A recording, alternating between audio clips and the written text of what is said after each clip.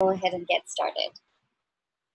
Okay, so Andrew, I'm going to introduce you, and then I'll probably stay on for a minute or two, and then I'm going to drop off. So usually the presenter kind of presents for, let's say, 20, 30 minutes or so, maybe even not even that long. And then, we try to elicit discussion and conversation among the fellows to highlight some aspects of your, career track and some practical aspects of how you got from where you were to where you are now. Okay, I'll do my best. Excellent. Okay, well, good morning, good afternoon, good evening, everyone. This is Dr. Jeff Klausner, Professor of Medicine and Infectious Diseases at UCLA and one of the leaders of the GloCal program. This is our monthly career exchange with today Dr. Andrew Medina Marino. Andrew and I have been collaborating for at least, almost 7, 8 years now on a variety of different infectious disease epidemiology projects. Andrew Medina Marino is the founding head of research at the Foundation for Professional Development, which is an indigenous educational South African institution in Pretoria, and he's currently a visiting scholar at the Desmond Tutu HIV Center, University of Cape Town. He is a principal investigator of a number of NIH, Gates Foundation, and USAID funded studies focused on community-based PrEP implementation for young women, the integration of point-of-care molecular diagnostic testing for sexually transmitted infections and antenatal care services for pregnant women, tuberculosis case finding, and evaluating an intervention that integrates economic strengthening and HIV prevention programs for vulnerable youth. So he's a real implementation scientist and epidemiologist. In addition, he's spearheading a new research center in Eastern Cape Province, South Africa. He was twice deployed to West Africa during the 2014-2016 Ebola outbreak with MSF, Médecins Sans Frontières. And then prior to joining FPD, Dr. Medina Marino was the laboratory branch chief. This is where we first met for the US CDC, Centers for Disease Control and Prevention in South Africa. Before he moved to South Africa in 2011, Dr. Medina Marino was a CDC Epidemic Intelligence Service, or EIS officer with the CDC training program. He received his PhD from the California Institute of Technology, Caltech, and his undergraduate degree from Swarthmore College. So I think this is a great opportunity for us to hear about how a non-physician scientist, a PhD epidemiologist, laboratorian, can have a highly productive, effective, well-funded career in global public health. So thank you for joining us this morning, Andrew. Thank you, as always, Jeff.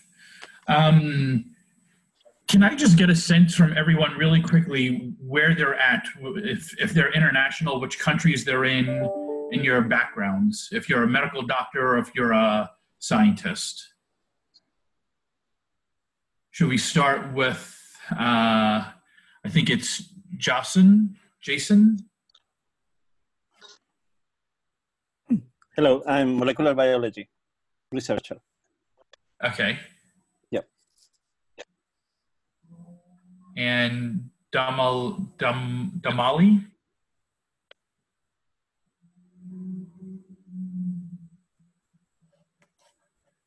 Does anyone want to go next? Jump in there, guys and ladies. Hi, I'm June. I'm a veterinarian and I'm currently in Tanzania. Fantastic, okay. Hi, this is Archana. I'm a medical doctor from India. Wonderful.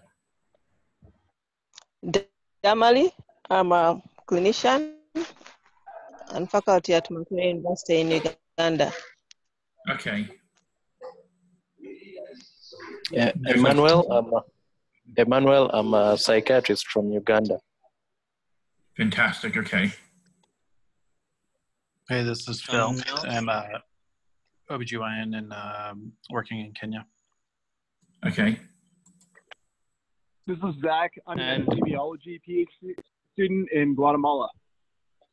Great. Good morning. I'm Guillermo, and I'm from Lima, Peru, and I'm a veterinarian. Okay. I am Isabella. I'm a fellow from Uganda. Okay. I'm Is that Nelson. I'm a okay, from Uganda. Great. Okay. Is that everyone? Okay. How do I do this in terms of the slides that oh, sorry. Sorry, we also have Vincent, and he's a medical student from the US who is working in Lima, Peru. Perfect. And for the slides, I can either share them, I have them on my desktop, or if it's easier for you, just share your screen. And then you can forward the slides, or if I share them, you can tell me when to forward it to the next slide, and I can do that. Okay, if you could share your... Sounds good. Yeah. Oh, actually, I see share. Got it.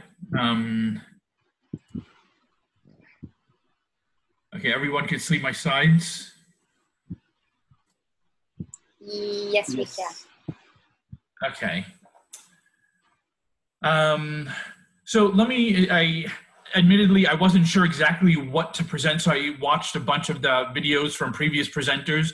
So I'll give you a little bit about my background, and then I'll also talk specifically about some of the things that I have more experience in, like working at a research institution that's not necessarily your traditional research institution. And what was the other topic that I had? Oh, and securing grant funding. I'll tell you how I've gone about doing it, which a lot of the credit goes to Jeff. So with that said, so the way Jeff mentioned that I had gone to graduate school at Caltech and undergraduate at Swarthmore, I have to say I probably took a quite unusual, very untypical way of getting to where I'm at now. So as an undergraduate student, I studied biology and race relations.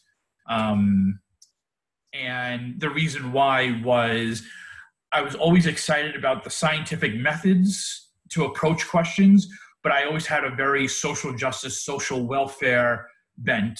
And I enjoyed doing all of that. But while I was in college, I realized that at least at that point in my life, my heart was really in doing laboratory research. And so I did a very untraditional thing, and I took off 3.5 years from college to do research at a whole bunch of different institutions around the US. I was at a university called Rockefeller University in New York City, and there I did a 6-month rotation looking at the genetics of obesity and diabetes, and then another 6-month rotation looking at molecular mechanisms of gonorrhea infection. And the lab bug really hit me while I was there, and so I decided, oh, let me take off another year from school. And I got into a program that took undergraduates to do research at one of the U.S. National Department of Energy laboratories, and this was the Lawrence Berkeley National Laboratory in Berkeley.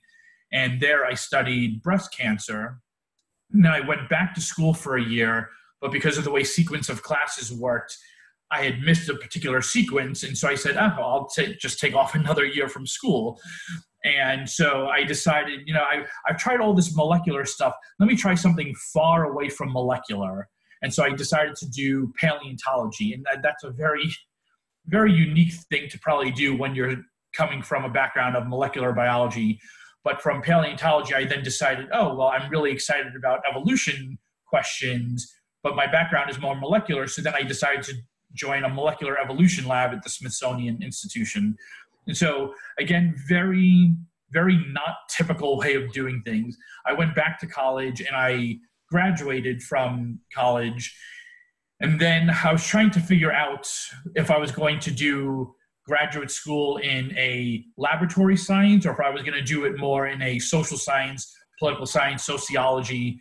And a advisor said, look, it's probably easier if you go do laboratory science because you could always jump back. You could always go into social sciences or public health from there, but it's going to be very difficult to go from social sciences back into the laboratory. And so from there, I decided to go to graduate school, and I decided to go to Caltech.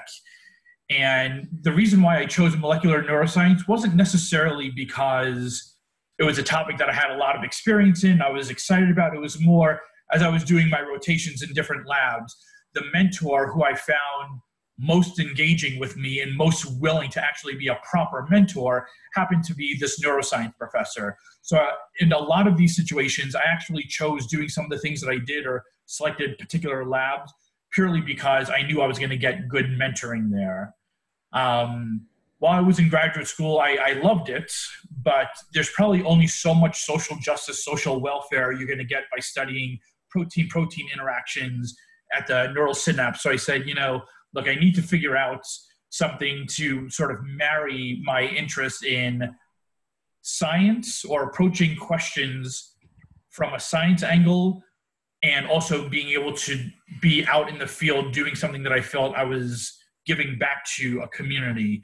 So at the end of my graduate school career, a professor said, you know, maybe you should consider going to get your MPH. And I said, no way, I am very done with school.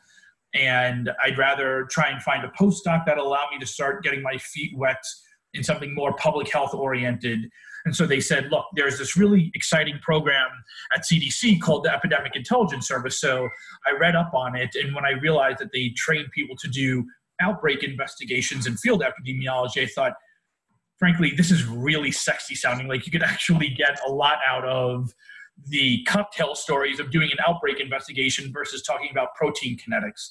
So did EIS, and I have to say that was probably my, let me move this.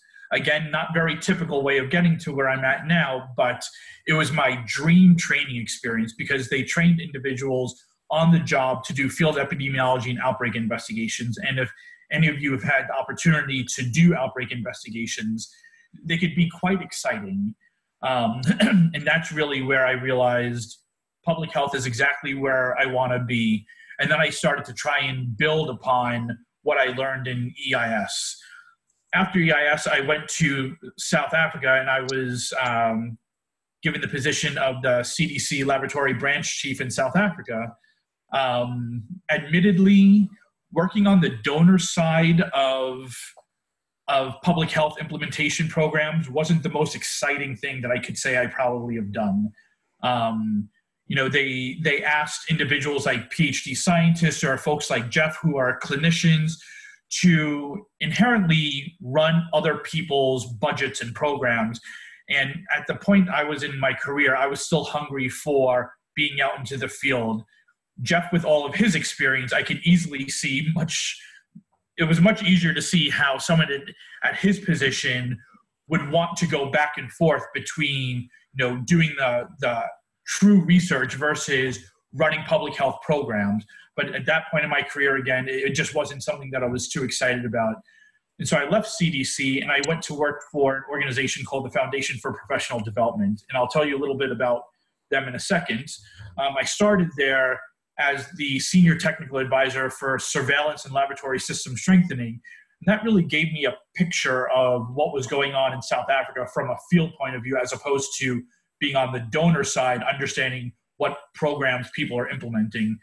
And so I was able to go into a number of districts around the country to support strengthening of disease surveillance activities, helping the local health districts understand how to use their data to make informed decisions about where to allocate resources. And ultimately, that's what surveillance activities are heavily about. You know, where's the burden? How do you allocate scarce resources to tackle an issue that's emerging or that's a serious issue and a burden of disease? And so I did that for a few years, but after a while, the research bug was starting to hit me again. And my organization asked me if I wanted to set up a research unit, which I immediately jumped at. And I said, this is exactly what I want to do. And that's why I put on my slide that being head of this research unit is truly my dream job. Tell you a little bit about the different projects that we're doing. But as I was starting to head up the research unit was when the entire West African Ebola outbreak happened. And given my training to do outbreak investigations and quite frankly, the excitement of always wanting to do a Ebola outbreak, I approached Medicine Sans Frontiers and said, do you guys need help? And they said, absolutely, can we send you over there next week? And so literally within 2 weeks, I was sent over to Liberia and I supported activities around case finding in the communities, contact tracing of individuals. And it was definitely probably one of the most drenching experiences I've had in terms of, draining experiences that I've had. And I went back a second time in January of 2015.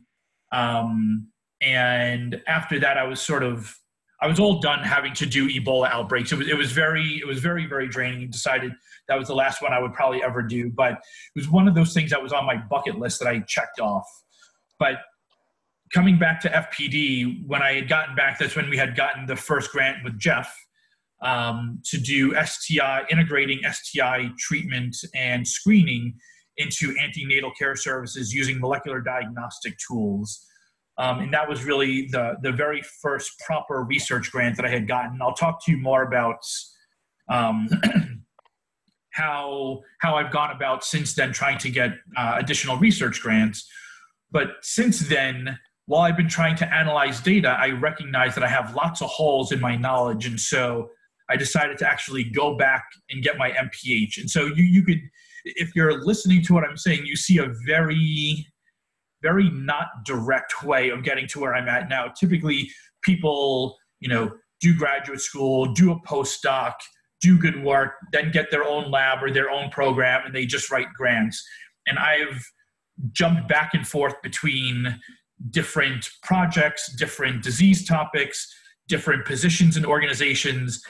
And sometimes I think that's probably not the best way to have done it, because sometimes there's questions around, well, are you really focused? Or, you seem to have done a lot of things and that's really exciting, but you don't seem to have a major focus area in a particular disease to say, oh, you're the STI guy. Oh, you're the TB guy. In some ways, it's brought a lot of excitement to what I do, because I get to really have my fingers in a lot of different disease topic areas. And if any of you know what's going on in South Africa with the HIV and TB epidemic, inherently you can't really do too much in South Africa without having some connection to HIV. All of that said, with the STI, HIV, and TB work I do in South Africa, I typically call those things the undiscussed epidemic, which are STIs, the underfunded epidemic, which is TB, and the continuing epidemic, which is obviously HIV. So again, the way I've gotten to where I'm at now is not very traditional, and in a way that's probably suited me. I don't know if any of you have had the experience of not necessarily going the traditional route to get to a more academic-oriented research position, but that's been my experience, and that's been my path so far. Let me just tell you a little bit about FPD, because FPD is definitely not your typical research institution. It's not a university. It's not your typical NGO that was originally founded to do research. FPD, or the Foundation for Professional Development, actually started out as the education department for the South African Medical Association. So they were the ones doing all the training for doctors for relicensing exams and continuing medical education credits. And they started to get big enough that they were spun off by the South African Medical Association in 1997, and they became FPD. And technically, we're actually still owned by the South African Medical Association. So FPD has its original grounding in being a training organization. But as some of you might know about the history of PEPFAR, PEPFAR really started around, Jeff, I don't know, maybe 2003, 2004, but the first big grant started to come out in 2006, 2007.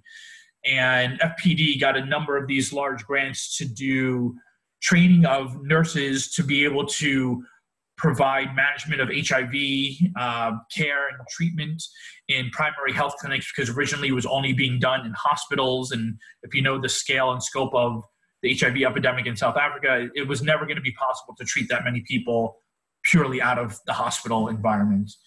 But FPD has a number of pillars as an institution, looking at things like research, community engagement, teaching and learning activities, and social entrepreneurship.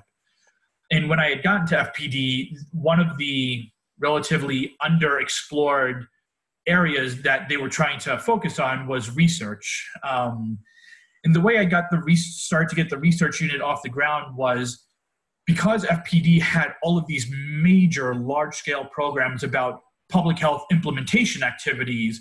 I was able to leverage a lot of those activities to start building research questions into routine data collection from all of these community engagement programs. Things like, doctors in the clinics providing care and treatment for those with HIV, community-based HIV testing and counseling platforms. And so to me, it was all about leveraging the resources that I had around me in order to be able to do the type of research that I wanted to. The research unit was started in 2014, again, by leveraging all of these PEPFAR platforms.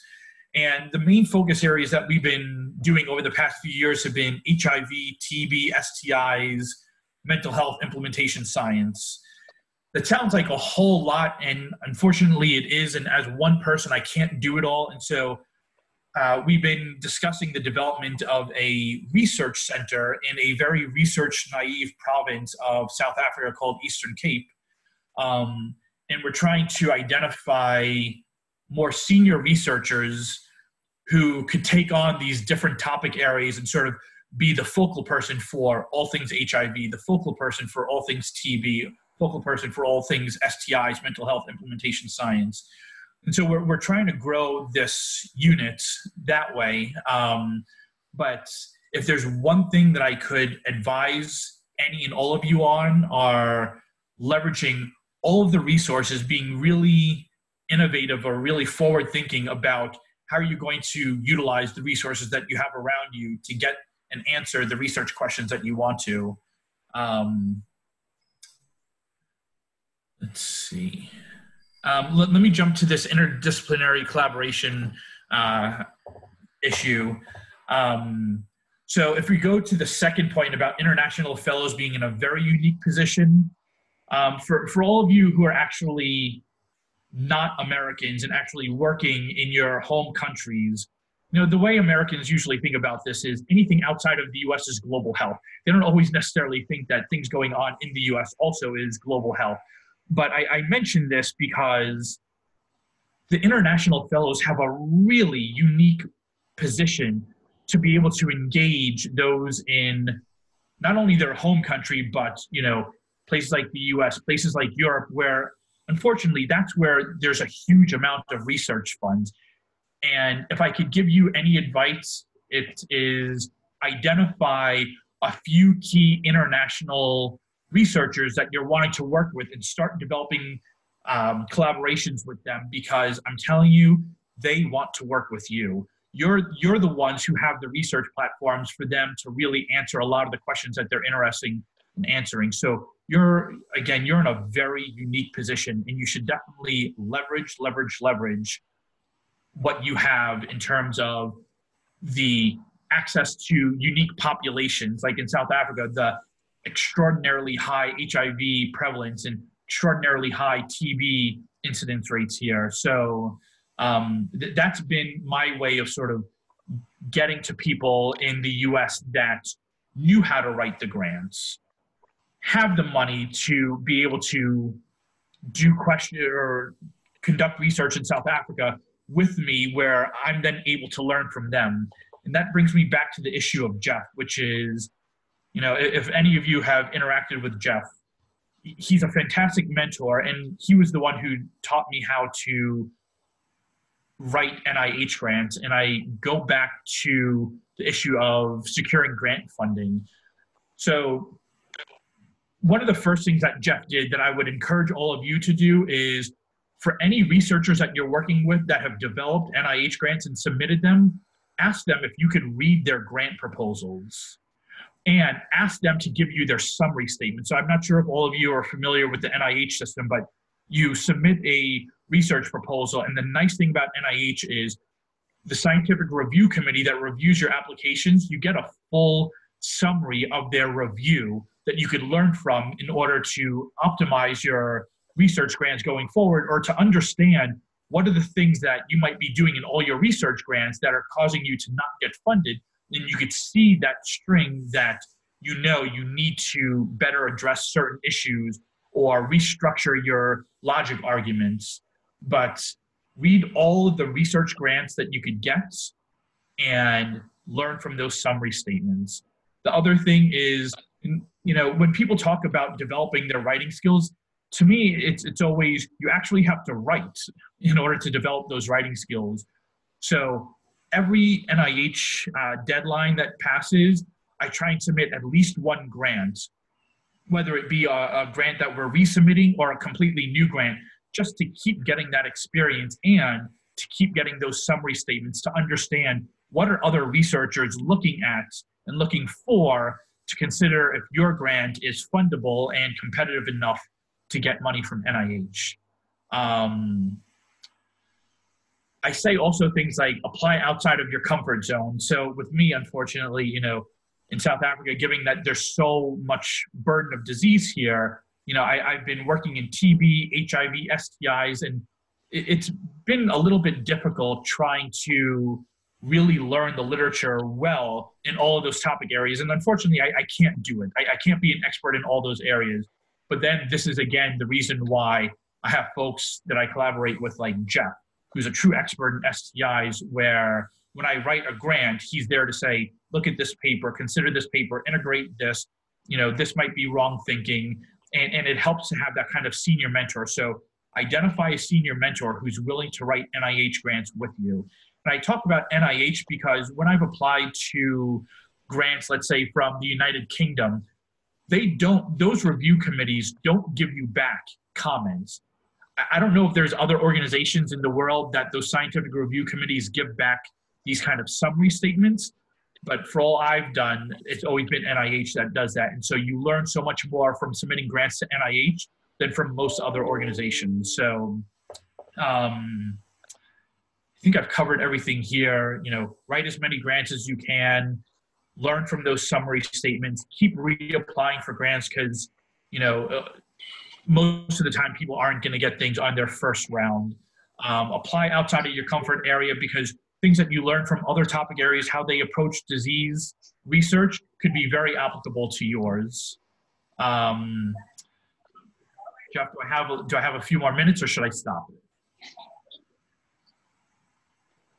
Yeah, I think you have time. You can continue a little bit, but this actually might be a good time to elicit any comments or questions, and then you can pick up again after that. Perfect. Does anyone have any questions?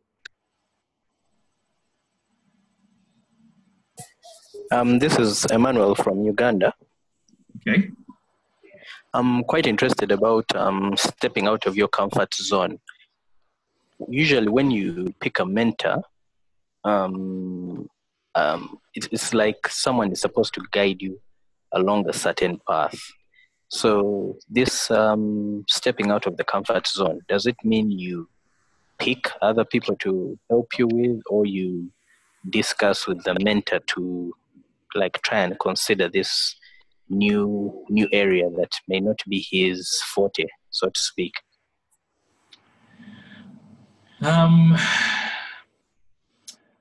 That's a good question. I think when I wrote my first NIH grant on TB, I spoke with Jeff about it to get his thoughts about some of my ideas. But he was, for better or worse, he said, that sounds great, go write the grant. And so that's exactly what I did. And he reviewed the grant. And so even, you know, obviously Jeff has done a lot of HIV, STI, TB work. But even though he might not be, you know, Jeff, please excuse me if I'm saying anything harsh, but, you know, he might not necessarily be like the global granddaddy of TB, but he's so experienced in understanding what NIH grants are looking for, and he has enough experience in TB where he was able to give me really good criticism of what I had written. So, you know, any mentor that you have for developing NIH grants, if they don't know the topic area, at least they should know what type of logic ladder do you need to be building to make what you're presenting sound fundable and exciting and innovative. So in terms of stepping out of your comfort zone, you know, even if you're not writing a grant with that particular mentor, they could still be a mentor in helping you think through how to approach your scientific question. Yeah, I think that's a good response, Andrew. And also, you know, what you've done, you've stepped out of your comfort zone by seeking mentors in TB, seeking mentors in, you know, HIV PrEP, seeking mentors in STIs. So you haven't necessarily stayed completely in one single lane. You're still in the infectious disease, implementation science, public health, you know, lane. But, you know, you've been able to reach out to different mentors because NIH funding is so competitive. You know, it's so critical to have, you know, as kind of many productive relationships as you can. And you learn over time which mentor relationships are highly productive and which mentor relationships, you know, you just need to cut bait with. So you want to identify research mentors that are going to be responsive, that are going to have time to review the applications, that, you know, are going to be able to confer their wisdom and experience, you know, with you as you submit and put these proposals together. It's a lot of hard work, takes a lot of perseverance, and a lot of, you know, repeat, rewrite, resubmit cycles. You know, the other idea of, oh, actually, does anyone have any other questions? Yes, thank you for sharing your career, and I'm excited that you've been able to go to different areas easily. My question is, how have you dealt with, have you always had funding at all times, or how have you dealt with dry spells in funding? Yeah, so the organization I work for, FPD, I was very lucky when they asked me to, you know, let me just say this. A lot of things that happen is not because someone is uniquely capable. A lot of times there's a lot of luck. You're just in the right place at the right time. And with FPD, I think I was just in the right place at the right time where they were eager to set up more rigorous research studies. And they didn't necessarily have anyone else on staff. And they said, hey, Andrew, do you want to do this? And I said, fantastic, let's go. Because they had literally over $150 million worth of PEPFAR funding. I mean, the scale of that kind of funding just allowed me, and because of the type of activities they were having to do with that funding, it really allowed me some access to very unique situations. So in that sense, it was purely luck that I've always had funding. Our PEPFAR activities have now ceased. We're no longer a PEPFAR partners, but in the years where I had this humongous pot of money that I could tap into, I tried getting my fingers in lots of different areas and trying to figure out which one was going to stick. And if I could be honest, the reason why I did, you know, STIs was a given because Jeff was, you know, willing to work with me. But for TB and for HIV PrEP studies, I really just decided, well, let me just throw and see what sticks on the wall, because I was young enough in my disease career topic area that I said, well, I don't have to just stick to STIs. I don't have to just do HIV. Let's see what happens. And I think I was lucky enough that I got grants in all those topic areas. And it's a blessing and it's a hindrance, because now I'm trying to do research topics on 3 quite different topic areas. But, you know, I think I'd rather be overwhelmed with this than not have enough money. So in a way, it was just a lot of luck.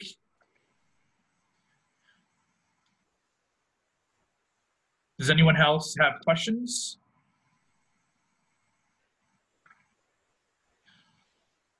So let me just go to this topic that I have here on the slide, TB stigma study story. So this is a perfect example of, I had gone to the International TB Conference, the Union Conference, and I was lucky enough to attend the conference and not necessarily have anything to present, so I could really enjoy the different talks. But there were some things going on in some of the activities that we were doing as an organization around TB that it was just very obvious that there were lots of barriers to seeking or being retained in care. And so at least I had some idea of the different topic areas that I wanted to go explore at this conference. And I went to go listen to this talk, and there was this guy from Vanderbilt University who gave a fantastic talk on TB stigma. And you always hear about HIV stigma, but in South Africa, TB stigma is really not a topic. And I said, oh my God, this is a great topic area. No one is doing it. It's something that's very important. There's a huge gap in the literature. And so I approached him and I said, hey, this is who I am. I have access to this fantastic platform to implement a study. You want to work with me? And we started a conversation, and we wound up writing a grant together, and we've already started doing some pilot work. And I give that as an example of, again, I was just lucky enough to have attended the conference and just happened to go to this session that this guy was talking at, and the guy was willing to work with me, and things just came together. And as much as it might be me trying to identify the right people, it's just luck sometimes. And so again, especially for the non-Americans who are in their home countries trying to do work, when you go to conferences, if you identify someone who you think is really exciting, doing really interesting work, and you think that you could bring to the table access to, a research platform or a community that might have a really big problem with TB or STIs or HIV, and you say, hey, I work with this community. If you're interested in working with me to do a research project, we could try and leverage my relationship with this community to do a study in that region. And I'm telling you, more times than not, people are going to jump and say yes to you. So you just need to be willing to ask. So that's sort of the quick story I have around how just going to a conference and just identifying someone who's doing something interesting led to what's probably going to be a very long, fruitful collaboration. And we wrote the NIH grant that we scored well, but not well enough to get funded. So we're just going to resubmit. I think that's a great story, Andrew. And, my experience of the conferences over the years is that, after talks and at the meetings, often a lot of people do come up to me, ask me about the research, ask about collaboration. I would encourage, fellows and junior investigators, to continue to reach out to senior investigators that they think they may like to work with, and make sure they follow up. And a lot of this business, and Andrew and I certainly know this with our funding and our partners and our collaborators and grant writing, it's a lot about follow-up and just being persistent, being nice, but just continuing to follow up with the contacts and activities you want to pursue. Just to throw one thing out there, when I was just starting up the research unit, I was approaching a lot of people to try and gauge their interest in working with me. And again, because I was in South Africa that has, unfortunately, a very large burden of disease on so many different infections, so many of the people that I was approaching were saying yes, and then they were following up with me. Why? Because they're probably sitting at some great university in the US, but they don't necessarily have, this might sound harsh or not right, but they don't have access to the populations that, have these high burden of disease, where if you're wanting to study, let's say, chlamydia, and you only see one person in your clinic a week, whereas here we see about 30 people a week with chlamydia. And so, in a way, I overwhelmed myself because I spoke to 10 people and all 10 people were interested in working with me. And then I had to try and manage so many relationships and I didn't want to burn bridges. And so, from my point of view, I probably went at it too hard and I found too many great people willing to work with me. And then I had to be the one to back off. So again, for those in international settings, I hope that's the situation you find yourself in, that so many people are interested in working with you. For the Americans going to international sites, I probably don't need to tell you because your mentors tell you all the time, develop a research infrastructure and proper collaborations and relationships with people so that, you'll get your faculty position at a U.S. university, but your home research site will always be Malawi, Uganda, Peru. So, obviously there's different issues coming from if you're already in an international setting or a non-American setting versus if you're an American trying to get out.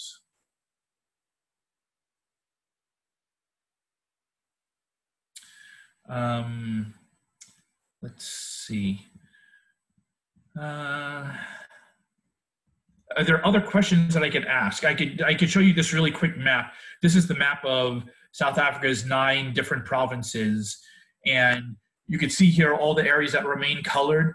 This is the footprint of the organization I work for, FPD, on all the different places that they had implementation activity. So you could see we had a humongous spread around the country, which again, allowed me to get access or see what's going on in communities about where all the burdens were of which different diseases, which co-infections, and the province that I decided that we're going to start focusing all of our resources on is this southern province, Eastern Cape province, and we're mainly in the city of East London.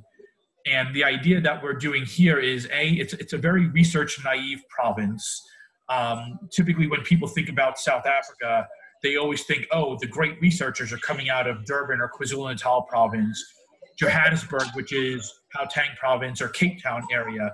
But this one particular province is very underfunded, understudied, and so we decided to just focus everything there. And over the years, we built up very good, strong relationships with local departments of health, and that has allowed us so much space to move around and pick up really great research topics. And so, for all of you who are just starting your career, obviously, most of you, if not all of you, are probably going to have to always be working through your local departments of health. And I can't emphasize enough how key those relationships are for smoothing out everything, not only with getting access for allowance to do research and, developing those relationships with the communities, because if they know you and they see you, they're more willing to accept what you're willing to do, and they'll trust you. And if you ever mess up that trust, you may as well just find a new research site.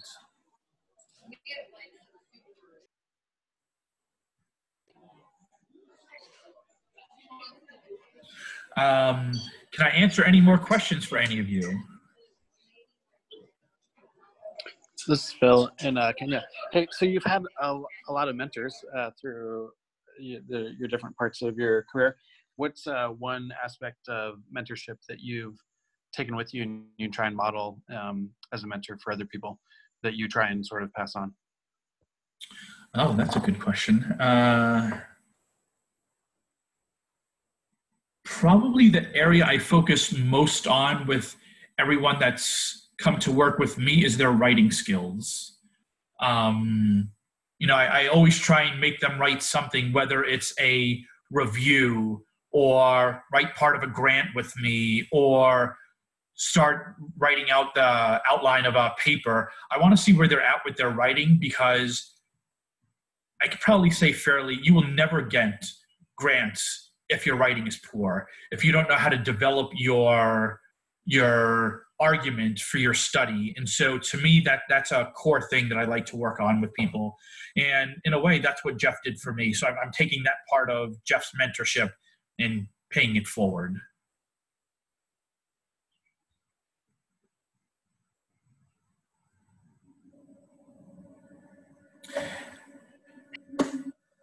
Any other questions? So let me ask some of the folks who are not Americans working in their home countries. So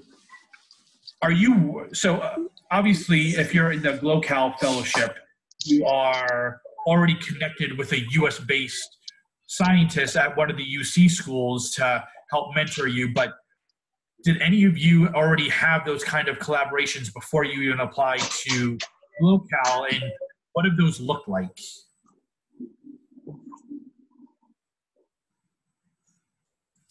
How about this? I'll ask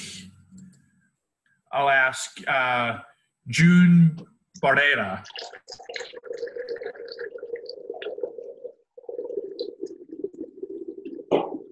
Hi, I'm actually a U.S. citizen, but I'm working in Tanzania. Sorry. Okay. Guillermo?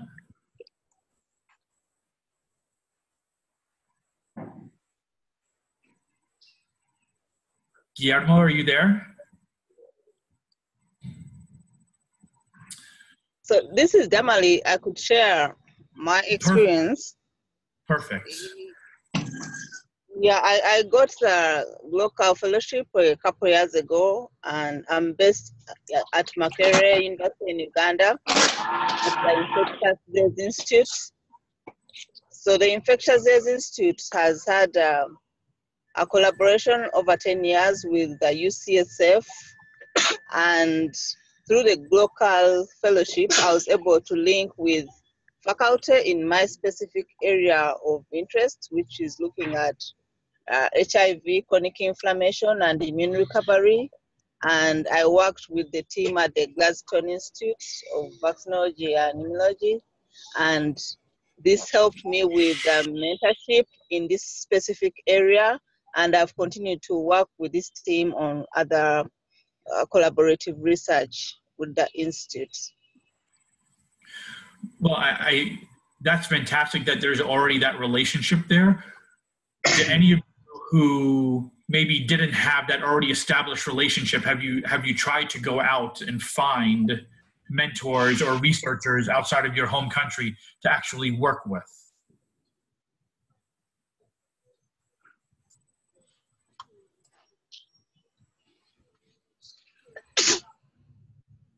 Anyone else?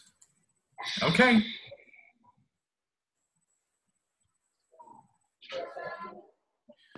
Maybe it's my experience. I was working on neurocystic sarcosis before travel to. I'm Jason. Sorry, I'm Jason from Peru.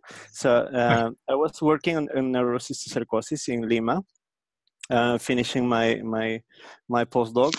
Then I just have an option to travel to San Diego to start training with a confocal microscopy. So at that time, we started working with malaria and trying to follow the infection in vitro, and then use the confocal microscopy to evaluate also some cellular location and the drug activity. And then we established like a small collaboration with Elizabeth Winseler, who is the PI in Winseler's lab at UCSD. And after some months, she offered me a postdoc position in San Diego. So that's why I traveled from Lima to San Diego. And they have a really nice collaboration between San Diego and Lima, and also Iquitos, because in Iquitos is malaria lab who has a very well established insectary. So the collaboration is really strong, and they are good collaborators. So that's why also I applied for GloCal after that. Fantastic. Yeah. So for all of you who might already have connections with these established relationships between your home institution or university in your country and some institution in the US,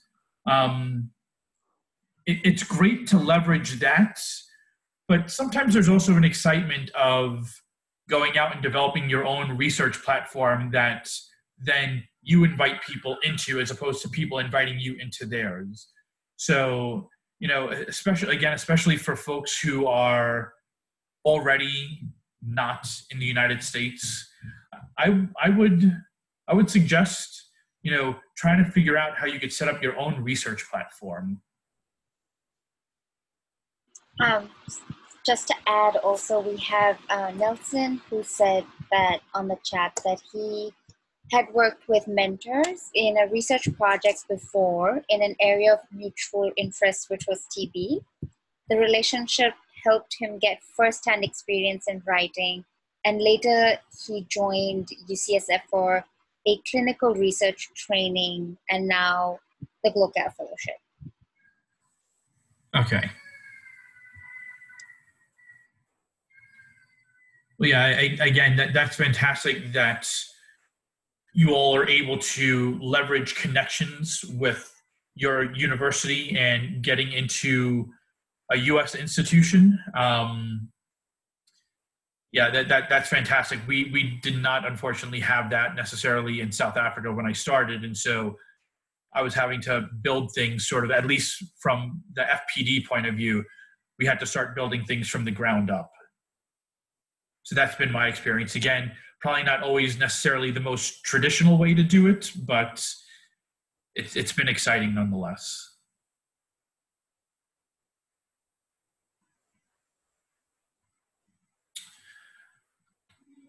Any other questions or comments?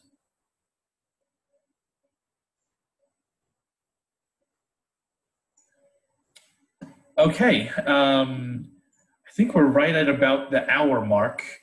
Yeah, I think we're great. I think I want to thank everybody so much. I have to jump off to lead rounds here at the hospital. But Andrew, I think you did a really amazing job giving really practical, concrete advice, recommendations, shared your experience.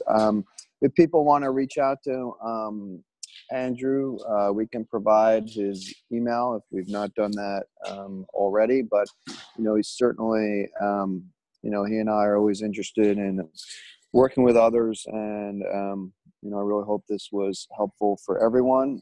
The slides will be available on the website. The recording will be available. Pal, I'm not sure if anyone or who did not attend, but if we could just send an email with link to the materials to those who are unable to attend, that would be really helpful as well. It's on the calendar invite. So. All right, super. So thank you very much. Great. Okay, everyone, thank you very much for inviting me. Have a good day, everyone. Bye-bye. Bye, thank you so much. Thank you. Bye.